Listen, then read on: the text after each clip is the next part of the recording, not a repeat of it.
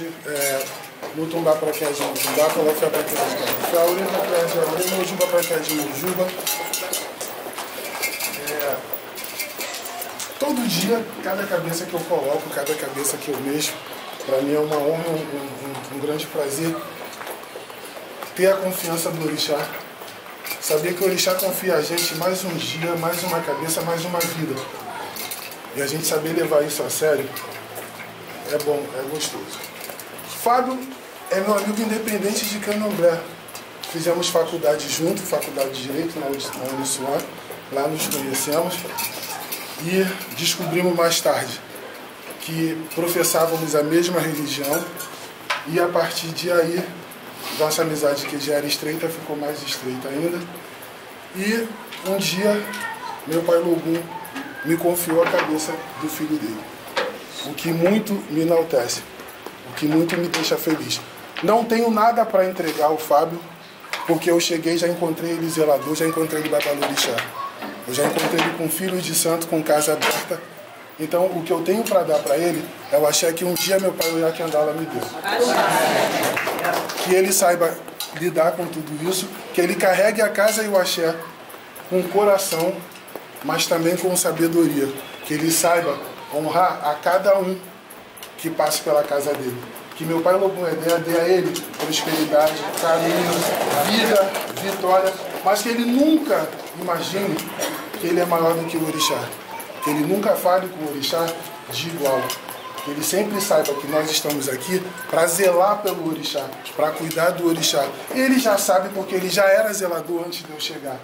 Então, o que eu posso dizer, continue assim, não deixe subir a sua cabeça, continue respeitando ao Orixá, respeitando a seus filhos, respeitando a sua casa, porque eu tenho certeza que assim meu pai Logum vai lhe dar vida, saúde, vitória, conhecimento e tudo nessa vida que estiver ao alcance do Orixá e que estiver no seu merecimento. Que eu achei o Milu que tinha, foi o axé Bailaxê Lorocuê, seja o último axé na sua vida. Ô Luau!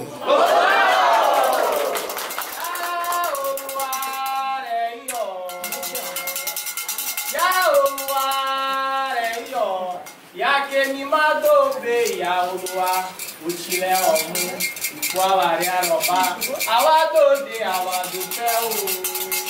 Awado Peu, Awado de Awado Peu.